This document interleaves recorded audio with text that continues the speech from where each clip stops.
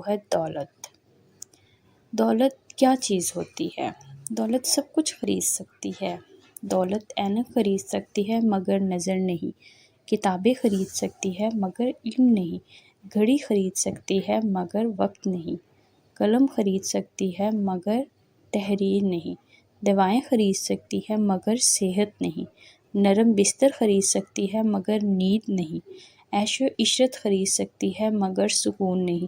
یہ جو اس کا لاسٹ پوائنٹ ہے، عیش و عشرت خرید سکتی ہے مگر سکون نہیں، ایگزیکٹلی ایسا ہی ہے۔ اس دنیا میں ہمیں رہنے کے لیے دولت کی بہت ضرورت ہے، لیکن سکون نہیں خرید سکتی۔ یہ بہت ہی مٹیریلسٹک تھنگ ہے۔